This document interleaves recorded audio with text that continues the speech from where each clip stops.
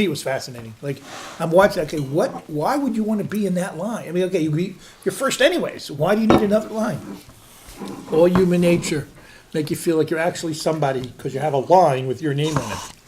Wow. Anyway, that was, I know you guys don't seem nearly as fascinated with it as I do. Here's my question. Okay, what's your question? Okay, we'll start off with your My question. question. Is it hot in here or is it just me? Very hot. Gotta get to some air in here. Oh, gee.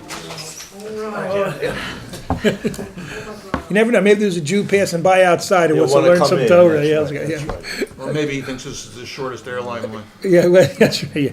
So what's your Anyway, question? I read, or I think I read in one of the commentaries, that one of the things that Jacob said was, for one of the number of reasons he wanted to be buried in Israel, was that come the resurrection, if you're not buried in Israel, you're out of luck.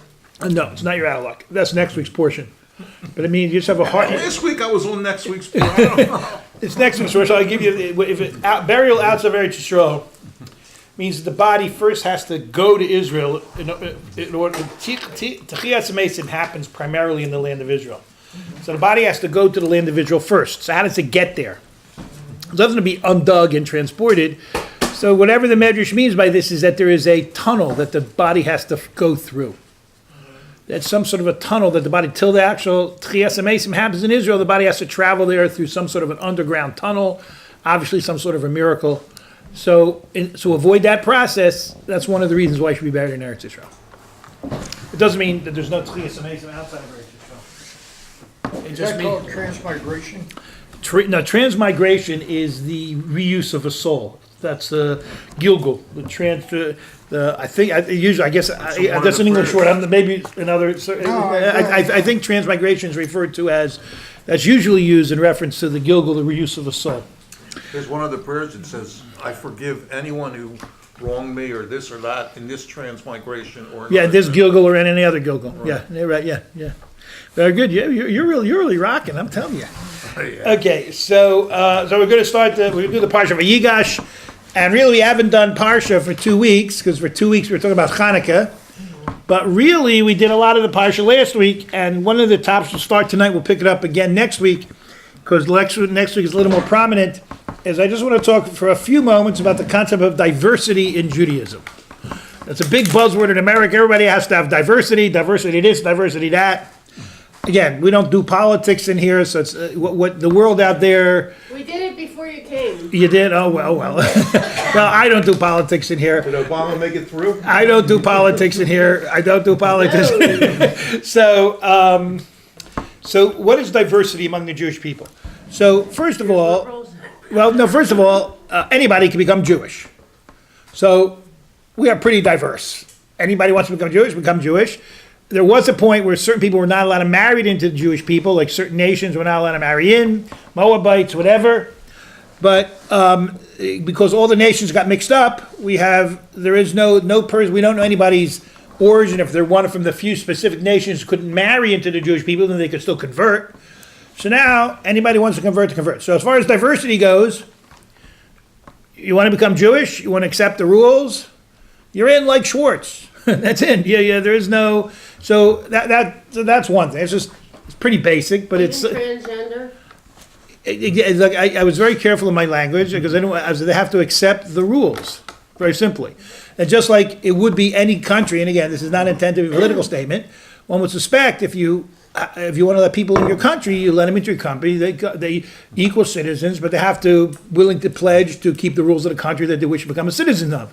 Except for this country. No, this is not politics. I mean, we're not doing, that would be. Why does Israel let anyone in 29 countries don't let That's a great question. What the world does to Jews, don't worry. That's a whole different question. But the point is that anybody who wants to become Jewish can become Jewish as long as they accept the rules. If they want to become Jewish on the condition that they're not accepting the rules, except the ones that they like, obviously. That's not non-diversity. That's just non-following the rules. So there'll be a bar at the door. That's pretty straight up. That's pretty obvious. But what do we when we talk about diversity among Jewish people? We're talking about that there is methodologies of serving God that are different from each other, And that's why there are 12 tribes. I mean, the question, why do there have to be 12 tribes? Why couldn't there be just one tribe of Jews? Why do there have to be 12 tribes that merge into one tribe? And we were told very, very clearly that there are different methodologies of serving God. Obviously, the rules are the same for everybody. There are no different rules for one tribe or another tribe. Torah is Torah. But your approach to it can be different. One person can stress prayer. One person can stress Shabbos. Both groups have to keep the Shabbos, but one might put a little emphasis here and a little emphasis there. And that's how come there are 12 tribes. And that's what diversity means among the Jewish people. Diversity, when we talk about Jewish people, has nothing to do with your country of origin, your color, your parents. It has to do, number you have to be Jewish, one way or the other, either by birth or by conversion. But diversity, so different, anybody can come in, but diversity really, so do we have to be monolithic? Okay, now they're all Jews, are they exactly the same, like Borg Jews or clones? The answer is no. That's how there's 12 tribes. Classic example among Jews now, just as an example would be, I'll just take two widely diverse groups. You have the Hasidim and the non-Hasidim. Right? So I was sitting on the plane, or I was on this plane. This guy from somewhere in Indiana, obviously not well versed with Jews. Obviously figured out I was Jewish. And he asked me, he says, I saw a documentary on TV about those Jews in New York with the long coats and the big beards and the big black hats. Are they the same as you, or are they just like a different sect? That was his question. Really, he wasn't asking he was asking in all seriousness. And I said, they're exactly the same as me, with some nuances of difference perhaps, but we have the same Torah, the same laws. They're exactly the same as me. They're my brothers. They're exactly the same as me. So, okay, they might stress a certain idea of being more distinct in their dress than I do, but the same Torah, I keep the same Shabbos they keep, same laws of kashrut that they keep. So, so that's why there are 12 tribes. The 12 tribes, you are told, spoke different dialects of Hebrew. They had different emphasis in their life. We'll see more about this next week. Asher was the one who had a great deal of very, very fertile land. Zevulun was a businessman. Yisachar was the Torah scholar. Each one had their own specialty. Same Torah, same objective, same everything, except each one, and this is part of why Hashem created a diverse world, that all these diverse elements represent different aspects of the world that he created, merge into one wholeness. And that really, as an introduction, leads us into what the Parsha is here. And we very much began the conversation last week, and that is what happened in the portion. The portion is, as the story goes, we missed 2 weeks portion, so we'll give you the Reader's Digest version of the 2 weeks portion that we missed. And that is, the kids were born, they got in trouble, they got big trouble, and they reconciled. That's it. A little more detail is that, we know that Jacob had 12 sons, and we know that he favored, for good reason, he favored Joseph. The other brothers got very upset at Joseph. They wanted to kill him. They eventually decided to sell him down to Mitzrayim, to Egypt. He went down to Egypt, and he was a slave Jew, and you can't get much worse than that, the slave Jew. And then he rose to the top of slavehood in the house of Potiphar. Then he was accused of trying to violate the lady of the house. And then he was in a worse position. He was now slave Jew rapist in prison. He rose to head prisoner, right? Can't be right. He rose to head prisoner. And then he interprets the dreams of a couple other prisoners. One of those prisoners who he interprets the dreams goes over to the Pharaoh and says, Pharaoh, guess what? We got a dream interpreter in prison. And Pharaoh said, well, I have a dream that needs interpreting with that. So they get Joseph out of prison. They shave him, make him dress nice. And he tells the Pharaoh there'll be 7 years of good and 7 years of good and plenty. Now you know where good and plenty comes from. Everything is in Torah. You know this already. That's what this week's portion is, good and plenty, right? And everything is in Torah. And so there's 7 years of good and plenty, 7 years of famine. So the Pharaoh says to Joseph, Joe, you the man. You take care of all business. You make sure you manage the 7 years of good and plenty. So when the 7 years of famine come, we'll have enough food. So Joseph becomes viceroy, which is a cigarette. I have no idea what it means in English. It used to be a cigarette. Viceroy becomes the second in command in Egypt. And he gathers all the food together. He does a wonderful job of managing the resources of Egypt. Come the 7 years of famine, He's the one who has all the foods. He makes people buy it. Oh, Pharaoh gets very wealthy. Everybody's very happy. Jacob and his sons are in Israel. They run out of food. Jacob sends, or ostensibly run out of food. He sends his sons to get food. Joseph, their brother, who they thought they were selling down to Egypt as a slave, who would never amount to anything, now is viceroy. They don't recognize him. He had a beard. When he left, he was a youngin', right, knee-high to a boll weevil, about 7 years old, and now he was an olden. He had a beard and everything. He was king. They didn't recognize him. He recognizes them. He puts him through the ringer, gives them a real hard time. He says, did all you guys come? The big king is handling with these 10, we left our younger brother at home, younger brother Benjamin. He says, next time you come, you better bring your younger brother. That was Joseph's full brother from Rachel. Remember, Joseph and Benjamin were born from Rachel. The other sons were born from the other mothers. They were brothers of a... Jacob said to them when he came back, would you tell me I had another brother? Because he really knew. He probably knew. And then finally, Judah says, I'll vouch my life on the fact that he'll come back. They take Benjamin down there. He gives him another rough time, Joseph. He puts his cup in Benjamin's backpack, accuses him of robbery. He says, okay, we're going to put Benjamin in prison. At the end of last week's portion, the brothers were all in a state of discombobulation. What's going on over here? Something's wrong. This isn't the way it's supposed. Something's wrong here. Maybe something we did wrong. And at the beginning of this week's portion, we have that Judah steps forward. Vayigash, Judah steps forward. Judah was the de facto current and future king of the Jewish people. So he stepped forward as a melech, as a king. The other brother said, let a king talk to a king. We're out of it. Yehuda gives this speech about how Dad's is going to be very sad if we don't come home, and he pledges his life. He says, take me, don't let Benjamin go home, take me instead. Yosef says, Yosef couldn't handle it anymore. He was so overwhelmed, he kicked everybody else out of the room, and he said, I am Yosef, your brother. I am Yosef. And the brothers get into a whole state of discombobulatia, which is Yiddish for discombobulation. Okay, so that's the basic story as we start off. So what does it have to do with diversity? Because we began this conversation last week, because this is really what we talked about last week with the Hanukkah story. But let's apply it more to the portions, again, a very short shrift, because we should do this in much more detail. But just very quickly, how we apply it to the portions is that we know that Yosef, we spoke about last week, represents the individual. The individual tzaddik. Yosef was the quality of the midah, the characteristic of yesod, the foundation. Foundation means the capacity to have all the world thrown at you and still remain holy in your physicality. So Yosef had everything thrown at him. He was, I think we said this last week, he was the chainkite. What's chain mean? Translate chain. Grace, charm, charisma. He had chain. It. That's how we translate chain. Chain is it. Either you got it or you don't got it. If you don't got it, you can't get it. It is what it is. We can go on and on. But so he had it.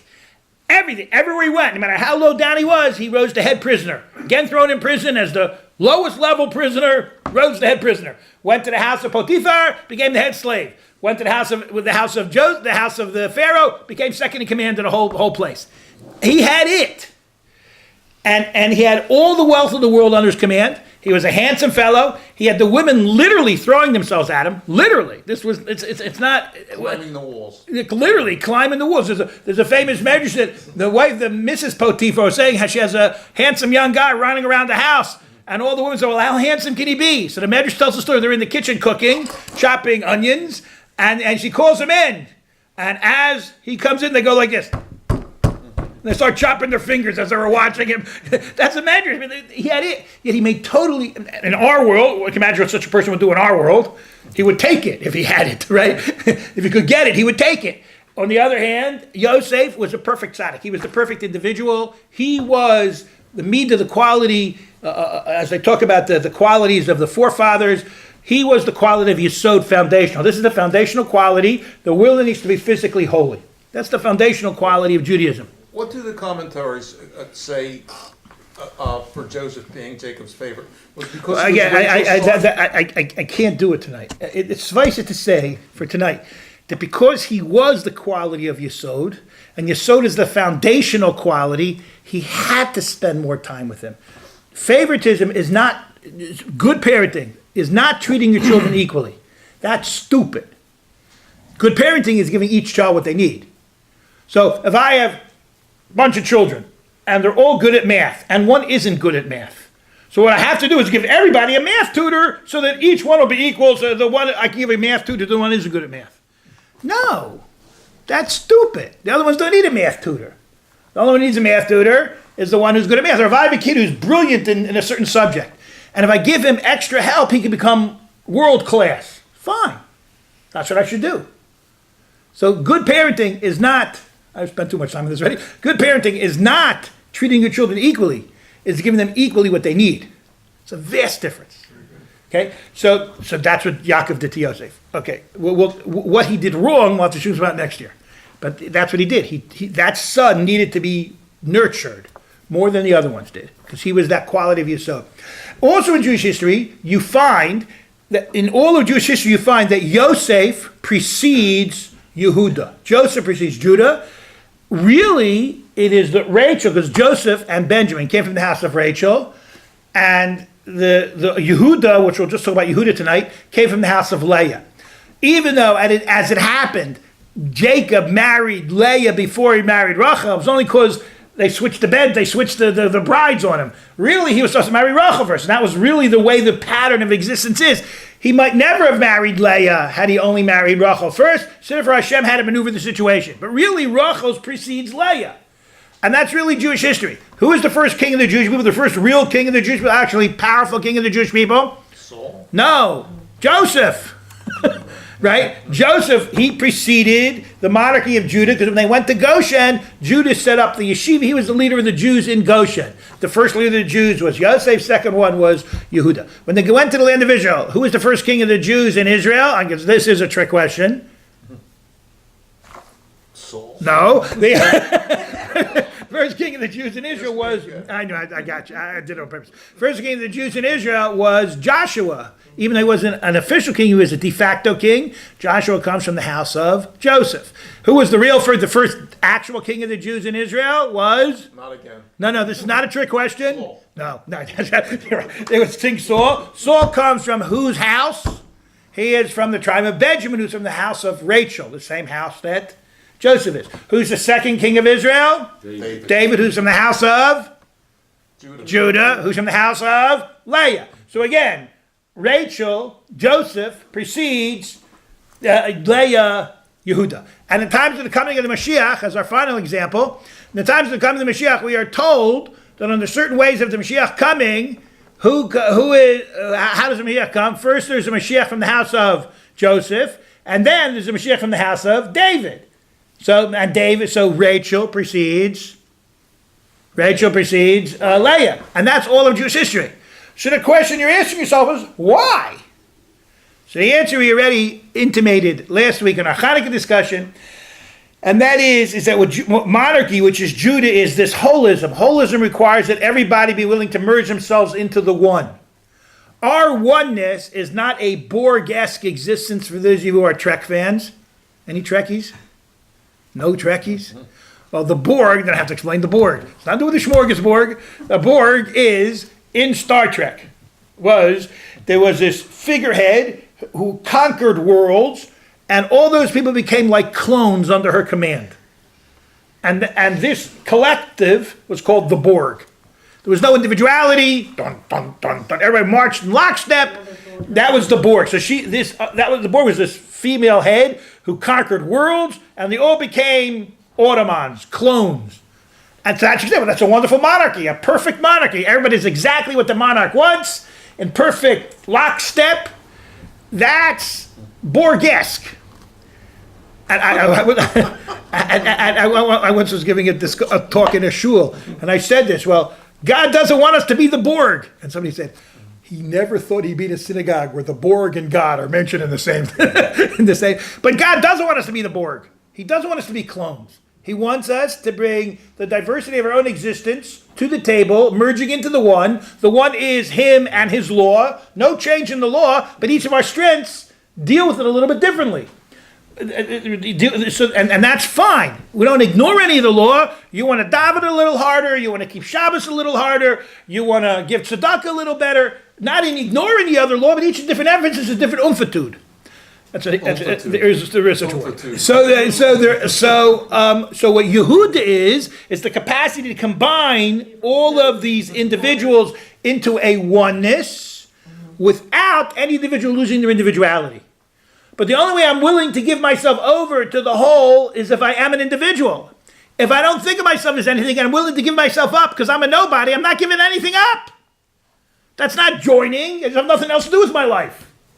Right? Joining really means I am somebody. I am a tzaddik. I am a righteous, good, holy individual. Now that I know myself, I'm willing to give myself over. We learned that each side, and that's the diversity for our terms tonight. Judah is the holism, combining the individual Josephs into the one without letting the individual Joseph lose his individuality. That's like we're not clones, we're not the Borg. So, with that being said, this is the danger. The danger always is, the tension is that the holism sees that the individual is going to be too individualistic and not fit into the holism, and the individual is scared of the holism because maybe going to take away my individuality. That's where the clash was. That was the Hanukkah story we talked about last week, had its roots in the fight between the brothers that we also discussed a little bit last week. That's where the clash was. So the brothers saw that Yosef in individuality was corruptible. And in reality, he was corruptible. Not him himself, but his family became corrupted later on. Where do we see the corruption later on of Joseph's family? Because when the Jewish people split apart, when after King Solomon died, his son Rehoboam took over as king. A lot of people didn't like Rehoboam. So Yerovam, the son of Nevat, split the 10 tribes from the 2 tribes. From the 2 tribes stayed together, Judah and Benjamin. This 10 tribes split away. Which tribe was the Yerovam, the son of Nevat, from? Wild guess. Joseph. And it's his individuality overstepped its bounds and split the monarchy. And he set up an egel, a calf, in Dan and Beersheba, which the brothers took as a corruption of the quality of Yosef, because the next week's portion will have that when Jacob blessed Joseph before he died, he called Joseph Bechar Shar Hadal, my firstborn ox. So the ox got corrupted into a calf, which was used as an object of worship.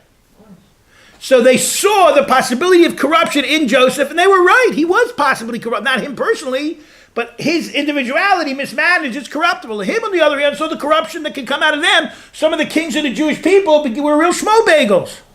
They used their power for their own selfhood. So they corrupted the wholeness that they were supposed to be a perfection of individuality. So each saw the corruption of the other. That was the battle. That was the fight. And here, Yehuda steps forward and he says some words which to us don't appear to be that powerful. But nonetheless, he said something that, because what was Yehuda? Yehuda is the one who can draw individuals in to the holism. He drew Joseph back. Joseph couldn't help himself, nor he admitted. That's the story here. That's the backdrop to the story. The other part of the story is that Joseph wanted to be sure that the brothers would not split the Jewish people apart by ignoring the house of Rachel. Because Rachel was the individual. Maybe they say everybody from Rachel is too individualistic for us, we're going to get rid of them. We're not allowed. So when they were willing to die to let Binyamin go home, and as they're willing to die to protect the house of Rachel, that's when Joseph knew that he had accomplished his purpose. So in any case was, he says, Ani Yosef, I am Yosef. And he stepped forward and he said to them, I got 4 things I want to tell you about me. First of all, I remember the last thing I learned with Dad. The last Torah study I learned with Dad, I remember. The last thing I learned with him was the portion of the Torah called the Egla Arufa. The Egla Arufa is a portion of the Torah that deals with this following concept. When somebody leaves a city unaccompanied and they get killed on the road, the people of the city are held liable for his death. Not liable as murderers, but why didn't you do more for that person? So the city and the elders of that city have to bring an offering called the Egla Arufa, this calf, as a special offering. Vastly different from any other offering. That's that offering they have to bring. But so he said, I remember the last thing I learned with Dad. Now that's very interesting. So why did, just as an aside, why was that the last thing he learned with his father? It wasn't mean he learned that with his father, but it means when Joseph got up to leave, when Jacob told him, go check out where your brothers are, so Jacob started walking with Joseph down the road.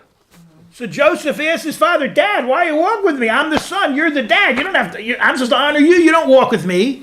So that's when his father told him about the concept of the egla rufa, that you see that there's a law that if you don't accompany somebody down the road, you're held liable for anything that happens to them. So I'm accompanying you down the road. Wow. Right? So therefore, that's how Joseph said, I remember that law he told me. It wasn't that was listening or learning, that was living halacha, living law. His father lived the law for him. And then, by the way, once you see that an important person wishes to accompany you down the road, you have much more sense of confidence in yourself. So first of all, you're more likely to fight off attackers.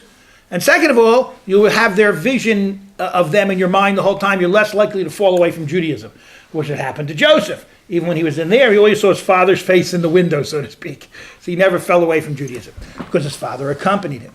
So why did he tell him that I remembered that? I remember the laws, the last thing Dad told me, because that teaches that I do understand communal responsibility. I'm not an individual. I do understand the community. Then he also told him that he told him the same thing. He said, I have kept my bris milah. Now, what do you mean kept his bris milah? So first of all, it means he literally kept his bris milah. We learned last week the Chashmonaim fought the Misyavdim, the Hellenized Jews, who was part of their such willingness to become Hellenized Jews, who paraded in the gymnasium without clothing, that they literally went through a very painful operation to reverse their circumcision so they could parade around the gymnasium. So literally and figuratively, he said, I didn't change my bris milah, but he also said, I never violated my bris milah. I'm still Kadesh, I'm still holy. The midah of Yesod that I stood for is still there. One. Second thing he told them, Shema, my name is still Yosef. I didn't change my name. The Pharaoh changed my name. My Egyptian name is Sofnas Paneah. But that doesn't speak to my essence. My essence is Yosef. That's who I am. Remember, in Judaism, when your parents named you, either named you your Hebrew name as a young man, as a young man, or a young girl, your bris, or by the first aliyah in the synagogue. So we are told that when they give you your Hebrew name, you are vested with a form of almost like a form of holiness of thought. That the name that you're given, your Hebrew name, not your English name, your Hebrew name reflects your essence somehow. So he says, I'm still Yosef. That's still who I am. I didn't become Sofnas Paneah, the viceroy of Egypt. I am Yosef. Still Joseph. That's who I am. Third thing he told them was, I still speak Hebrew. And he says, I'm not afraid of my Judaism. I speak Lashon Kodesh. I speak Hebrew. And because he spoke to them in Hebrew. And the fourth thing he told them is I never spoke Lashon Hara. Lashon Hara means that I could have, the easiest thing, I'm the king of Egypt. I could have sent a telegram or an email or an Instagram or a Spotify, or I could have done any of these things and then send it to Dad in a flash of an eye, or at least a flash of 3 weeks Pony Express, or whatever they had in those days, right? I could have sent Dad a message, I am Joseph, king of Egypt, and you guys would have been in bad shape. Dad would have been very happy with you. But had I done that, he said, that could have split the Jewish people apart. I didn't do that. What was his message to them? Two messages were very personal. My name, I didn't change. I still am Yosef. That's a personal thing. My bris milah, I did not violate. That's a personal thing. I'm still the individual tzaddik. But I also speak the language of the Jews. So I understand the understanding of the need to merge into the Jewish people. I didn't give up the language of the Jews. That's how come some people are so concerned about, that our sprach, our language should be, at least among ourselves, should be a unique one. Yiddish, Hebrew, whatever it is. Yeshivish, that's the other language that you learn when you're in yeshiva. It's like a combination of 15 different languages. I could speak to you in Yeshivish, and it's really pretty funny.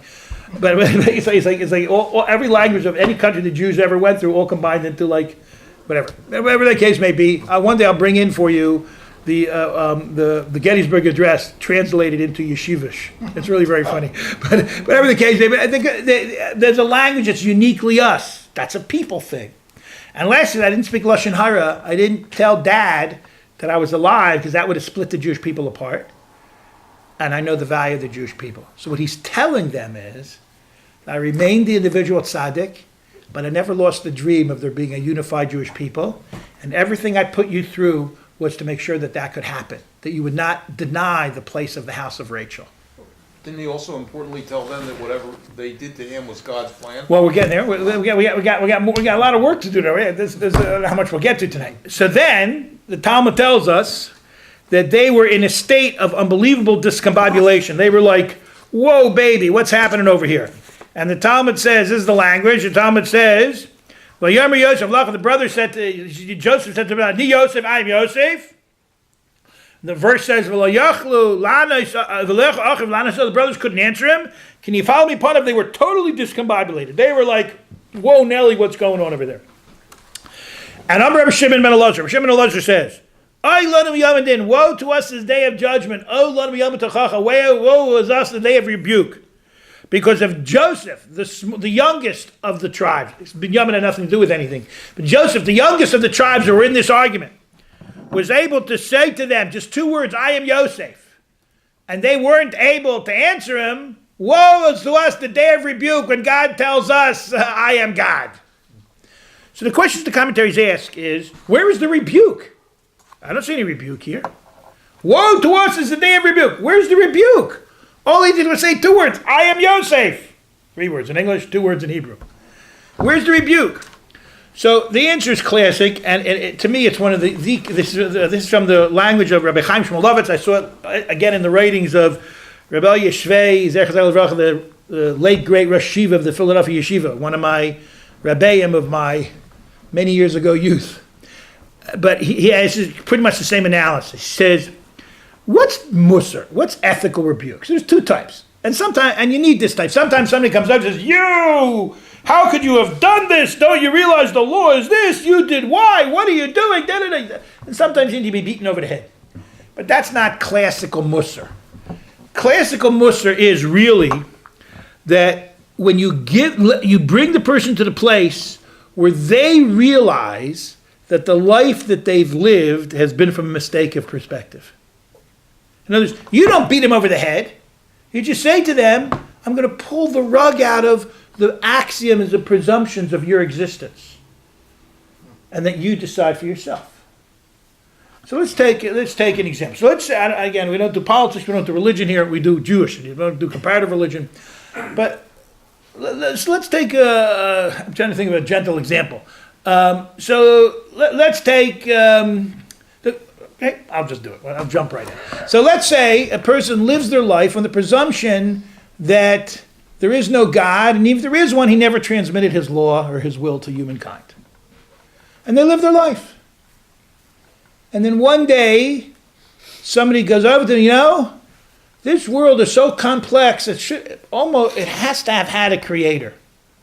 And they think about it, and they say, oh boy, oy vey. My whole life, I lived as if there's no creator. And then the next thing is, if there's a creator, obviously he created for a reason, and he must have told us what that reason is. It's very clear. And then somebody says, oy vey squared. The axiom upon which they built their existence just went away. And this happened here. It also happened by other incident that happened in the Torah was when Rivka and Yaakov made Yitzchak realize on his own that he shouldn't have given the blessings to Esau. They didn't tell him, they didn't say, Yitzchak, what are you doing? You shouldn't give the blessings to Esau. Rather, they made him realize on his own with that whole charade that they put on. And he saw that he almost had given away the world by giving the blessings to Esau, who would not have shared them at all with Jacob. So Vayechrad, he got very scared because he almost had literally given away the whole world. So what Musar is, true Musar, true ethical